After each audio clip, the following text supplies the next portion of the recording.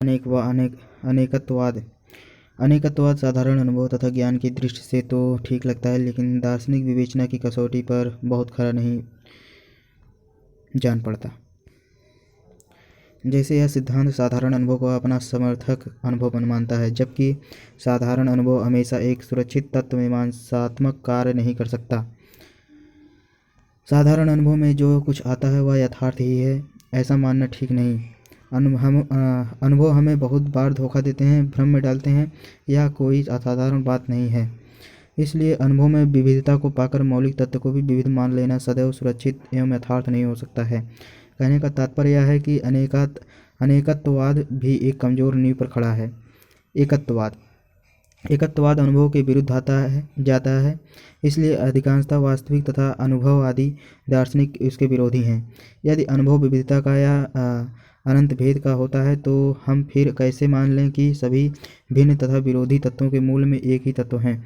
इसलिए विश्व में व्याप्त एक सार्वभौम एकता का समर्थक होते हुए भी साधारण स्तर पर एकत्ववाद अयथार्थ नहीं लगता, इसलिए वह आलोचना का पात्र बनता है। एकत्ववाद भी अन्य सिद्धांतों की तरह पूर्ण नहीं है। अनेकत्ववाद की तरह यह भी एकांगी सिद्धांत है। अनेकत्ववाद केवल अनेकता का आश्रय लेकर विश्वव्याप्त एकता की अवहेलना करता है। साधारण दृष्टि से यह बात बड़ी विचित्र प्रतीत होती है कि अमूर्त एकत्ववाद अनेकता की बिल्कुल ही अवहेलना कर उसे मात्र भ्रम सिद्ध कर देता है।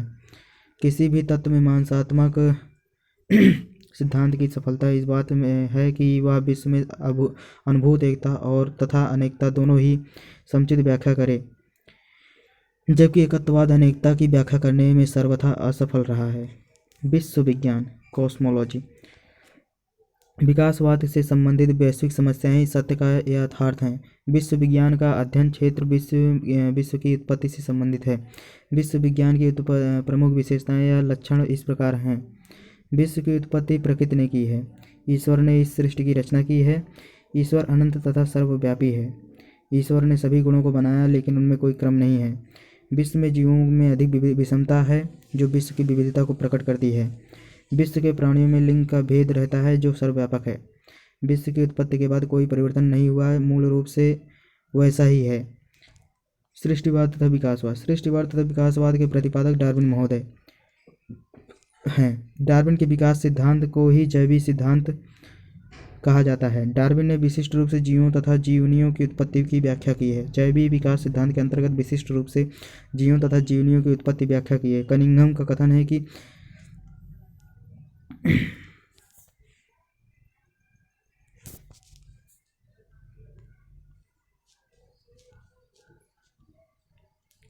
डार्विन ने संपूर्ण जगत के सम्मुख कुछ सामान्य सिद्धांत रखे हैं जिनका पालन जैविक विकास क्रम उसके अनुसार करता रहा है।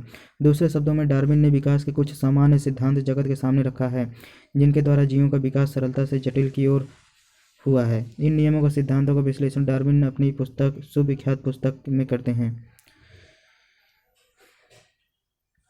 डार्विन सिद्धांत वास्तव में डार्विन का विकास सिद्धांत सर्वप्रथम उसकी पुस्तक the origin of species biology का क्वेश्चन है। The origin of species by means natural selection और preservation of favoured races in the struggle for life के माध्यम से सन 1959 में लोगों के समझ आया तो वैचारिक क्षेत्र में एक क्रांति सी उत्पन्न हो गई।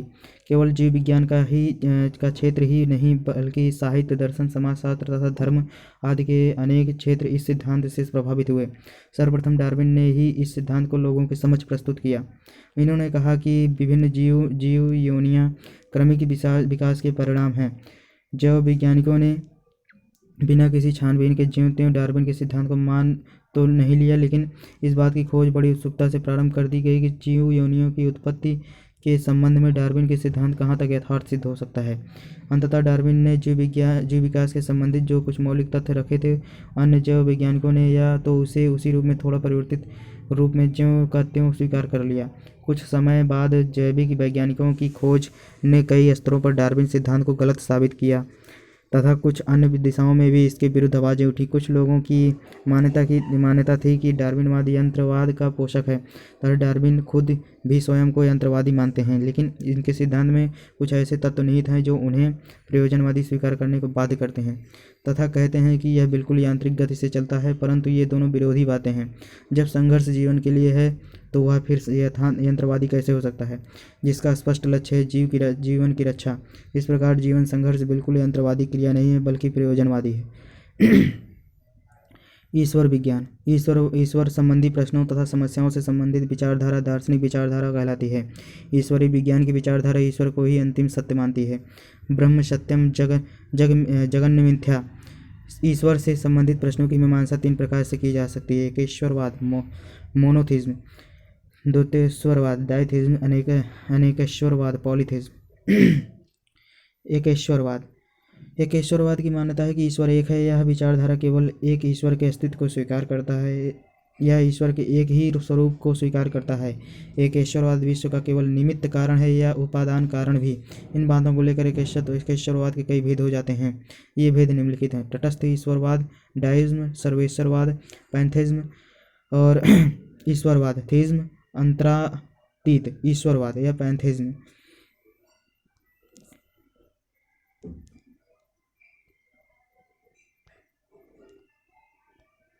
द्वैतेश्वरवाद। वे मानते हैं कि ईश्वर के दो रूप हैं, एक आत्मा तथा एक दूसरा परमात्मा का। द्वैतेश्वरवाद आत्मा तथा परमात्मा दोनों को सत्य मानते हैं। अनेकेश्वरवाद धर्म व्यवस्था जनसाधारण में तो काफ़ी लोकप्रिय है तथा उन्हें वास्तविक एवं धार्मिक संतोष भी प्रदान करती है। सभी जीवों की आत्मा ईश्वर का स्वरूप है, या जो ईश्वर को कई रूपों में मानते हैं उन्हें अनेकेश्वरवाद कहते हैं। ईश्वर की प्रमुख विशेषताएं व लक्षण निम्नलिखित हैं। ईश्वर अनंत, अमूर्त तथा पूर्ण है। विश्व का आदि तथा अंत ईश्वर है। ईश्वर ने विश्व की रचना सुनिश्चित समय में की है। विश्व का संचालन ईश्वरीय सत्ता द्वारा होता है। विश्व की प्रक्रिया में ईश्वर हस्तक्षेप भी करता है। ईश्वर विश्व सर्वत्र व्याप्त है। ईश्वर के अतिरिक्त अन्य कोई भी सत्य नहीं है। ईश्वर विश्व की रचना करता है तथा उसका पालन पोषण करता है। ईश्वर समय तथा स्थान से परे हैं।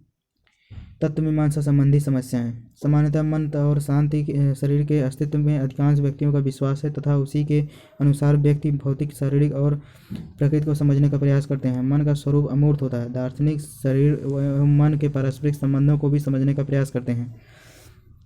प्रयोजनवादी किसी भी अंतिम सत्य को नहीं मानते। उनका विचार है कि सत्य बनाया जाता है। विभिन्न दार्शनिकों के संप्रदाय विभिन्न सत्यों का संपादन करते हैं तथा एक दूसरे के सत्य को निरस्त करते हैं। दर्शन के मूल तत्व मन और शरीर माने जाते हैं, जिनकी तत्व मीमांसा समस्याएं इस प्रकार हैं। मन एवं शरीर कैसे एक दूसरे से संबंधित हैं? मन एवं शरीर परस्पर कैसे निर्भर करते हैं? दर्शन के विभिन्न संप्रदायों ने इस प्रश्नों का उत्तर देने का प्रयास किया। हुए संप्रदाय इस प्रकार हैं: क्रिया प्रतिक्रियावाद, इंट्रैक्शनिज्म, समांतरवाद, पैरेललिज्म, उपोत्पादवाद और द्विपहलू सिद्धांत, तादात्म्य सिद्धांत।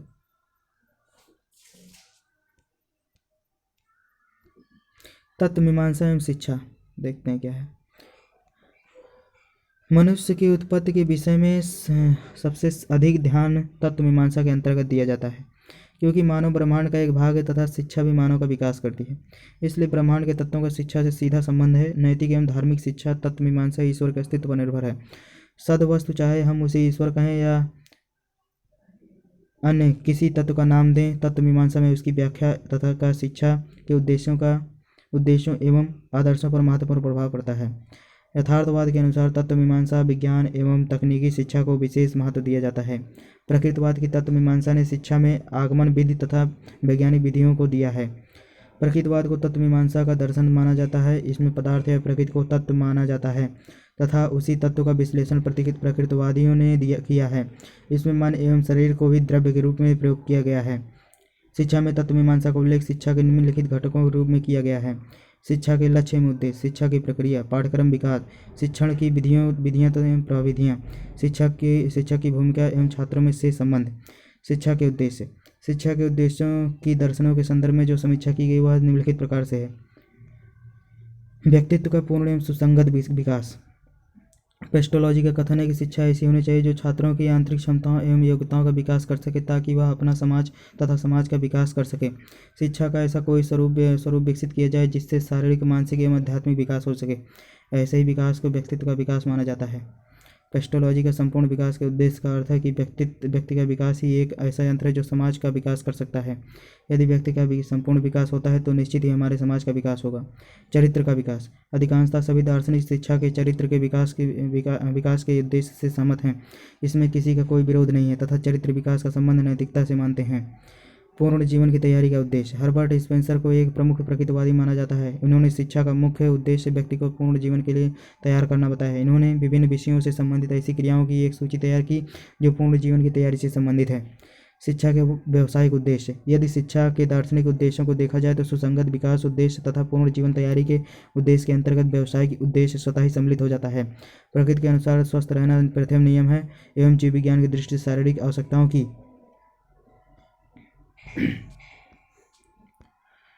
शारीरिक आवश्यकताओं की पूर्ति करना ही आवश्यकता है।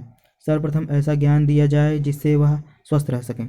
शिक्षा के उद्देश्यों में प्रमुख रूप से इस उद्देश्य को सम्मिलित किया जाए जिससे वह अपने जीविकोपार्जन की क्षमताओं को विकसित कर सकें। व्यक्तिगत विकास का उद्देश्य। शिक्षा का यह प्राथमिक उद्देश्य है कि बालक के व्यक्तिगत गुणों का विकास किया जाए। इसी संदर्भ में शिक्षा की परिभाषा देते हुए विभिन्न विद्वानों ने कहा कि शिक्षण प्रक्रिया द्वारा बालक में निहित गुणों का संपूर्ण विकास किया जाए।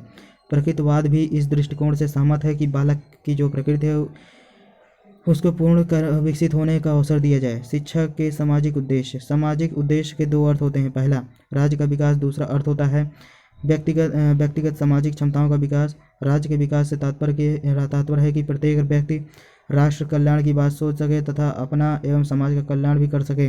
दूसरे सामाजिक उद्देश्य का तात्पर्य है कि शिक्षा द्वारा बालक में ऐसे गुणों का विकास किया जाए जिससे वह सामाजिक समस्याओं का समाधान कर सकें तथा समाज में अपना कोई स्थान बनाकर अच्छा समायोजन कर सकें। शिक्षा की प्रक्रिया। हर्बर्ट स्पेंसर के विचार से शिक्षा का प्राकृतिक प्रक्रिया है। शिक्षा एक प्राकृतिक प्रक्रिया है। यह प्रक्रिया जन्म से आरंभ हो जाती है तथा मृत्यु पर्यंत चलती रहती है। इसलिए शिक्षा संस्थाएं की एक प्रकृति की आवश्यकता है। आदर्शवाद शिक्षा को दिशा देने वाला दर्शन माना जाता है। इसे शिक्षा का सिद्धांत भी कहते हैं। शिक्षा संस्थाओं के अस्तित्व को तार्किक चिंतन का आधार माना है जिसका विरोध प्रकृतिवाद ने किया। इसका मानना है कि शिक्षा संस्थाओं की आवश्यकता आध्यात्मिक तथा सामाजिक दृष्टि से नहीं बल्कि प्राकृतिक आवश्यकता अधिक है जिससे सुसंगत विकास किया जा सके तथा बालकों की मौलिक प्रकृति को विकसित कर सके। प्रकृतिवादियों ने शिक्षा की प्रक्रिया के लिए कुछ महत्वपूर्ण अधिनियमों का उल्लेख किया जो निम्नलिखित हैं। शिक्षा शरीर तथा मन दोनों के लिए है। शिक्षा का महत्वपूर्ण कार्य ज्ञान देना है। शैक्षिक प्रक्रिया आनंददायक होनी चाहिए। शिक्षा में बालकों के लिए ऐसी परिस्थिति उत्पन्न की जाए जिससे वह स्वयं सक्रिय होकर उसमें संलग्न रह सकें। शिक्षा की प्रक्रिया में बालकों के विकास क्रम को ध्यान में रखना चाहिए। शिक्षा में आगमन विधि का प्रयोग करना चाहिए। शिक्षा में शारीरिक अभिवृद्धि तथा मानसिक विकास के लिए प्राकृतिक क्रम का अनुसरण करना चाहिए।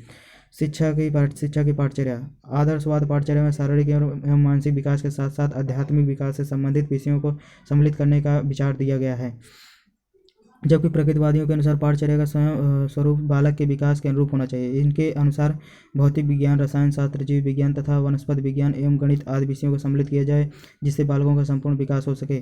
प्रकृतिवादी पाठचर्या को बाल केंद्रित मानते हैं। प्रयोजनवादियों के अनुसार पाठचर्या में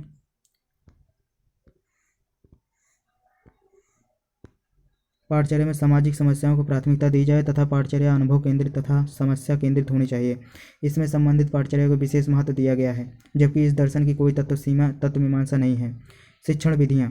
प्रकृतिवादी तत्व मीमांसा को एक दर्शन मानते हैं, इसलिए इन्होंने निगमन की अपेक्षा आगमन विधि को प्राथमिकता दी है। रूसो के अनुसार बच्चों को स्वयं अनुभव करके सीखना चाहिए।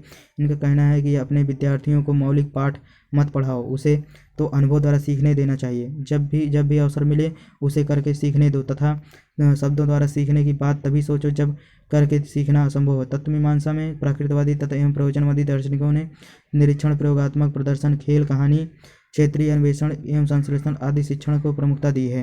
हर्बर्ट स्पेंसर ने अध्यापन के लिए जिन सूत्रों का विकास किया वह शिक्षण सूत्र इस प्रकार हैं। सरल से कठिन की ओर, ज्ञान से ज्ञान की ओर, निश्चित से अनिश्चित की ओर, मूर्त से अमूर्त की ओर, विशिष्ट से सामान्य की ओर, बालक के विकास की आवश्यकताओं का अनुसरण, निरीक्षण एवं बौद्धिक ज्ञान की ओर एवं रुचिकर शिक्षण विधि के अनुसार। शिक्षक एवं शिक्षार्थी। शिक्षा में शिक्षार्थी का सर्वप्रमुख स्थान होता है, जबकि शिक्षक का स्थान गौण होता है। प्रकृतिवादी के अनुसार शिक्षक का कार्य पढ़ाना, सिखाना, सूचनाएं देना या आदर्शों की व्याख्या करना नहीं है। उसका कार्य तो केवल यह है कि बालकों को स्वतः विकास में सहायक हो। वह बालक के विकास में हस्तक्षेप करे यह उचित नहीं है। फिर भी शिक्षक को भली भांति हमेशा अपने बालक रूपी पौधों की चिंता रहती है। राउस महोदय ने शिक्षा व्यवस्था में शिक्षक के स्थान को स्पष्ट करते हुए लिखा है कि शिक्षक का स्थान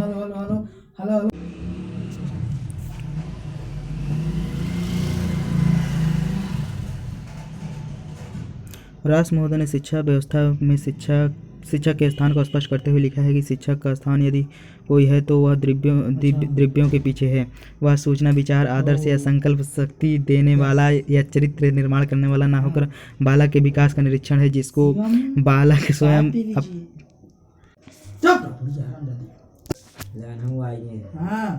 देने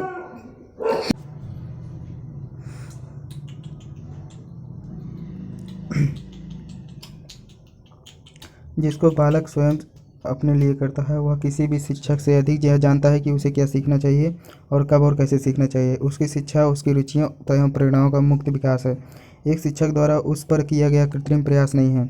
इस प्रकार शिक्षा का कार्य बालक को ऐसे अवसर प्रदान करना तथा अनुकूल परिस्थितियाँ उत्पन्न करना जिससे वह स्वतंत्र रूप से अपनी मौलिक क्षमताओं का उपयोग कर सके।